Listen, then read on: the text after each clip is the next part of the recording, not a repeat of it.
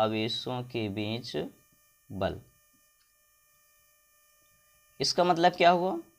बहुल आवेशों के बीच बल का मतलब क्या हुआ? यहाँ पर हम देखेंगे इसको क्या बोलते हैं, force between multiple charges, force between multiple charges. इसका मतलब यहाँ पर आपके बहुत सारे आवेश होंगे और किसी एक आवेश पर उसी अन्य आवेशों द्वारा क्या किया जाएगा, बल लगाया जाएगा, तो उसी को हम बोलते हैं बहुल आवेशों के बीच बल। जी हाँ, बहुल आवेशों के बीच क्या बोलते हैं, बल बोलते हैं। और इसी को किस नाम से जाना जाता है? तो दोस्तों इसी को बोला जाता है अध्यारोपण का सिद्धांत। क्या बोलते हैं? अध्यारोपण का सिद्धांत। क्लियर है? अध्यारोपण का सिद्धांत। और ये आपके एग्जाम के पॉइंट ऑफ व्यू से इंपॉर्टेंट भी है, मतलब principle of superposition, principle of superposition. Clear है? तो आज बेसिकली हम लोग जो डिस्कस करने वाले जिस टॉपिक के बारे में, उसका नाम क्या है, अध्यारोपण का सिद्धांत। ठीक है, तो आज हम लोग डिस्कस करेंगे अध्यारोपण के सिद्धांत के बारे में। ठीक है, तो इंपॉर्टेंट है दोस्तों, आपको इस क्लास को जरूर लेनी चाहिए, समझना चाहिए आपको। ठीक है, क्लियर है? तो आपको हेडिंग क्या लगाना है, अध्यारोपण का सिद्धांत, प्रिंसिपल ऑफ सुपरपोजिशन। क्लियर है? या फिर आप लगा सकते हो फोर्स बिटवीन मल्टीपल चार्ज, यानी कि बहुल आवेशों के बीच बल। चलिए आगे देखते हैं दोस्तों, आगे हम देखते हैं चीज़ों को। क्लियर है? चलिए अब यहाँ पर हम आगे देखेंगे। मैंने बता दिया कि आपको हेडिंग लगा लेना है। अब यहाँ पर इसकी परिभाषा अगर मैं बात करूँ अध्यारोपण के सिद्धांत की, ठीक है, मैं यहाँ पर लिख रहा हूँ। क्लियर है? चलिए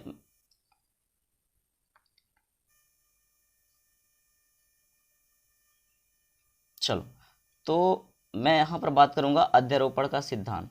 हेडिंग आपको लगा लेना है एक मिनट रुक जाओ भाई। क्लियर है?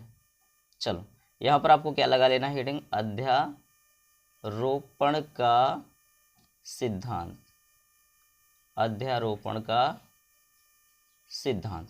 चलिए तो यहाँ पर आपको क्या लिखना है, यदि किसी निकाय में, यदि किसी निकाय में, यदि किसी निकाय में अनेक आवेश हों, ठीक है, अनेक आवेश हों, कितने आवेश, कैसे, अनेक आवेश हों, तो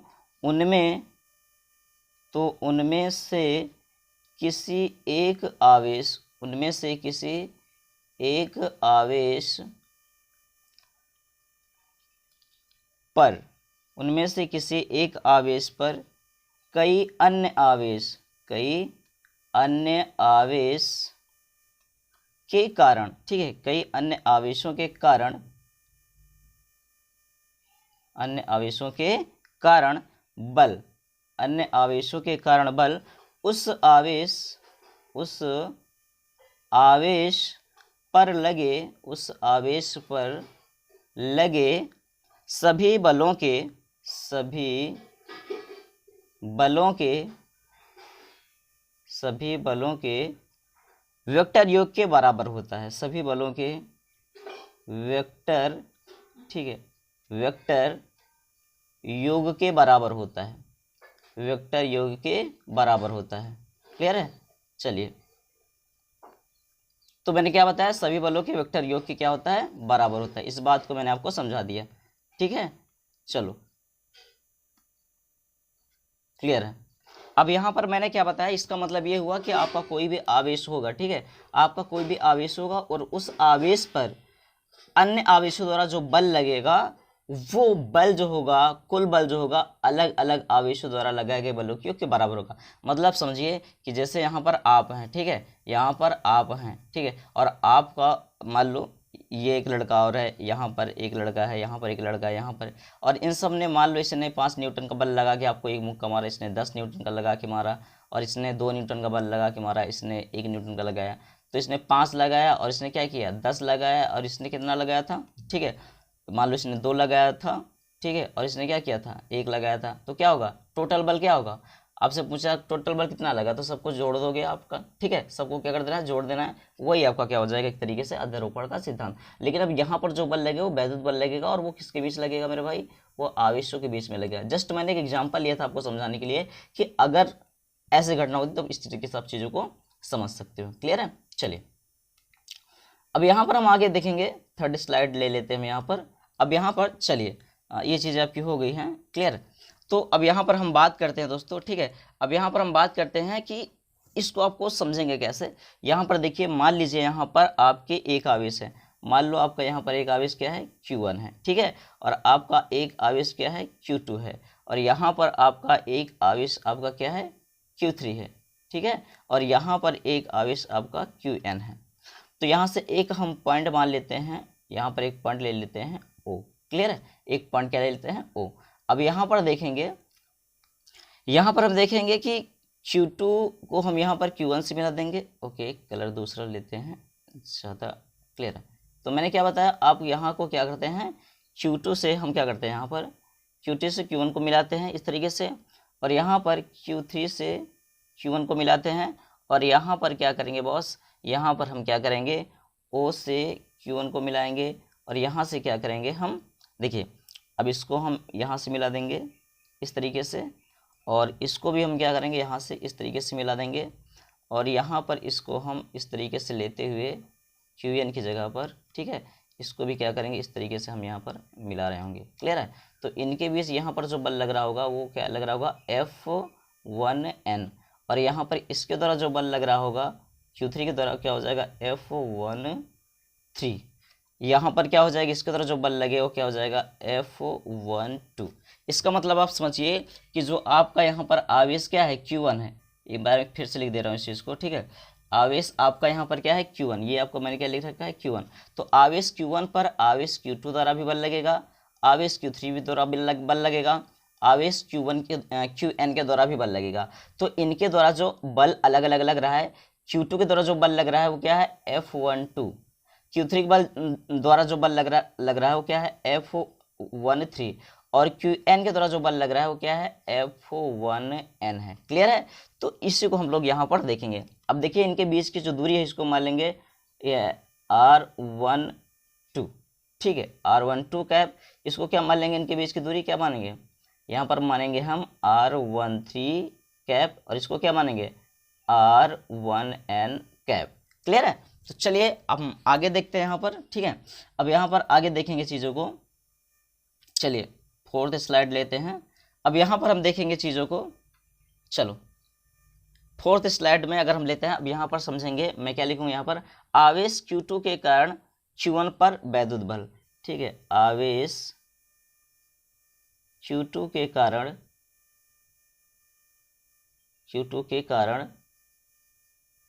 Q1 पर बल, यानी कि वैद्युत बल आपका क्या हो जाएगा, वेक्टर, ठीक है, F12 बराबर आपका क्या हो जाएगा, किसी भी एक आवेश द्वारा दूसरे आवेश पर जो बल लगता है क्या होता है, 1/4 पाई एप्सिलॉन नॉट, और यहाँ पर आपका क्या हो जाएगा, Q1 Q2 अपॉन में क्या हो जाएगा, R दूरी क्या है, R12 है, तो R12 का क्या हो जाएगा, स्क्वायर हो जाएगा। और यहाँ पर अगर आप सदिश लगाते हो, ठीक है, सदिश वेक्टर यहाँ पर लगाते हो तो R, ठीक है, 12 कैप हो जाएगा। अब यहाँ पर इसी तरीके से सेम हम लिखेंगे, इसी प्रकार Q3 के कारण Q1 पर बल, यानी कि वैद्युत बल, ठीक है, मैं लिख दे रहा हूँ इस बार, वैद्युत बल, तो क्या हो जाएगा बताइए जनाब, यहाँ पर आपका क्या हो जाएगा, यहाँ पर हो जाएगा F13, यानी कि वेक्टर F13 बराबर आपका हो जाएगा 1/4 पाई एप्सिलॉन नॉट Q1। अब यहाँ पर क्या हो जाएगा, क्योंकि Q3 द्वारा बल लगाया जा रहा है तो क्या हो जाएगा, Q3 अपॉन में दूरी क्या है, R13 का स्क्वायर, और यहाँ पर आप सदिश वेक्टर लगाओगे तो क्या हो जाएगा, R13 का कैप। सेम इसी तरीके से अगर हम आगे देखते हैं चीज़ों को, Qn के कारण, तो Qn के कारण क्या हो जाएगा, यहाँ पर लिख देंगे Qn के कारण विद्युत बल, तो आपका क्या हो जाएगा, Qn के कारण आपका जो विद्युत बल लगेगा दोस्तों वो हो जाएगा आपका F वेक्टर क्या हो जाएगा, F1N बराबर आपका हो जाएगा यहाँ पर 1/4 पाई एप्सिलॉन नॉट, ठीक है, क्या हो जाएगा, एप्सिलॉन नॉट, यहाँ पर क्या हो जाएगा Qn अपॉन में क्या हो जाएगा R, ठीक है, यहाँ पर क्या हो जाएगा R1N का स्क्वायर, ठीक है। चलिए मैं इस चीज़ को ना यहाँ पर लिख दे रहा हूँ, यहाँ पर क्या हो जाएगा 1 का स्क्वायर, RN1 का स्क्वायर, क्लियर है। चलो एक काम करते हैं, इसको चलो मैं शुरू से लिख दे रहा हूँ फिर से, क्लियर है। यहाँ पर आपका क्या हो जाएगा, शुरू से मैं लिख दे रहा हूँ, यहाँ पर जो बल लगेगा आपका, देखिए चलिए इसको मैं दूसरी स्लाइड में लिख दे रहा हूँ। दूसरी स्लाइड में क्या, चलो मैं इसको ना यहीं पर लिख दे रहा हूँ, यहाँ पर आप देखिए, यहाँ पर चलो तो मैं दूसरे कलर से इसको लिख दे रहा हूँ। यहाँ पर देखिए, तो यहाँ पर जो बल लगेगा हो जाएगा F1N बराबर 1/4 पाई एप्सिलॉन नॉट, ठीक है। यहाँ पर क्या हो जाएगा Q1Qn अपॉन में हो जाएगा R1N का स्क्वायर, सदिश वेक्टर लगाओगे तो R वेक्टर यहाँ पर हो जाएगा 1N हो जाएगा, क्लियर है। तो यहाँ पर आपने देखा जो बल हैं हमारे वो कौन कौन से हैं। अगर आप यहाँ पर बल देखेंगे तो क्या होगा, F12, F13 और F1N है आपके, क्लियर है। तो आगे यहाँ पर हम देखेंगे अध्यारोपण के सिद्धांत के अनुसार देखेंगे चीज़ों को, क्लियर है। तो यहाँ पर क्या हो जाएगा, अध्यारोपण के सिद्धांत क्या है, अध्यारोपण का सिद्धांत क्या कहता है कि जो अलग अलग बल लगे हैं, अलग अलग बल लगे हैं, जो कुल बल होगा उनके योग के बराबर होगा। तो यहाँ पर मैं लिखूंगा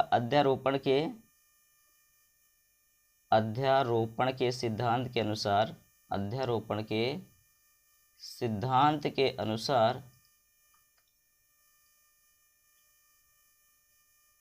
ठीक है। अध्यारोपण के सिद्धांत के अनुसार क्या हो जाएगा दोस्तों, यहाँ पर हो जाएगा आपका, यहाँ पर हो जाएगा आपका F बराबर, ठीक है, F बराबर आपका क्या हो जाएगा F1 2, यानी कि वेक्टर लगा सकते हैं यहाँ पर हम, ठीक है। और यहाँ पर आपका क्या हो जाएगा, यहाँ पर आपका हो जाएगा वेक्टर, यहाँ पर क्या हो जाएगा F13 प्लस में क्या हो जाएगा, प्लस में एक्स्ट्रा यहाँ पर हो जाएगा वेक्टर F1N तक हो जाएगा।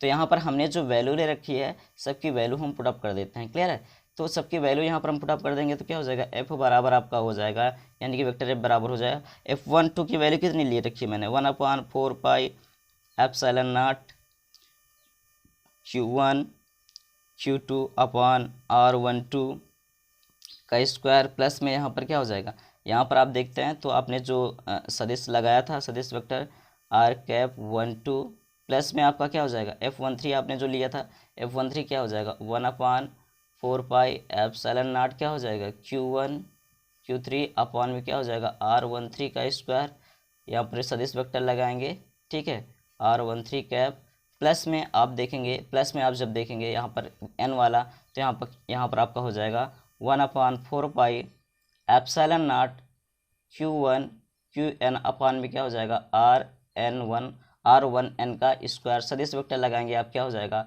R1N का स्क्वायर, क्लियर है। R यहाँ पर स्क्वायर नहीं, यहाँ पर आपका क्या हो जाएगा वेक्टर R1N। यहाँ पर आपने देखा कि आपका पहला बल ये, पहले बल का मान ये है F12, F13 और Fn1, बीच में जो हमारे 3 4 5 ऐसे करते जाएंगे उनको हम लिख सकते हैं। तो चलिए आप क्या करते हैं, इनको जोड़ देते हैं। अब देखिए आप यहाँ पर, यहीं पर आप देख लीजिए सब में कॉमन क्या है।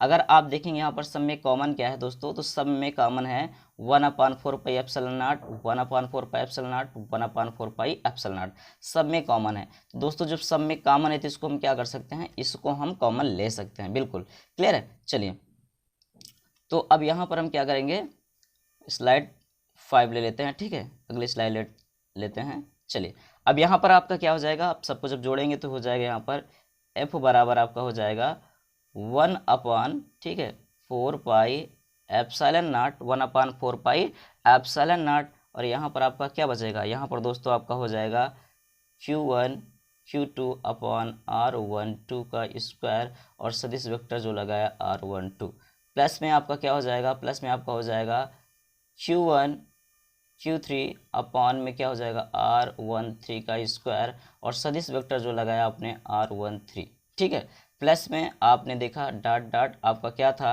1/4 पाई एप्सिलॉन नॉट क्या हो जाता आपका Q1 Qn अपॉन R1N का स्क्वायर, सदिश वेक्टर लगाएंगे आप यहाँ पर RN1 हो जाएगा, क्लियर है। तो इस तरीके से आपने देखा, ये रहा आपका अध्यारोपण का सिद्धांत कि जो हमारा बल है, जो हमारा कुल बल आया अलग अलग बलों के योग के बराबर हुआ। दोस्तों आपको ये क्लास कैसी लगी कमेंट सेक्शन में जरूर बताइएगा। मिलते हैं नेक्स्ट वीडियो में, तब तक के लिए bye bye, take care, thank you.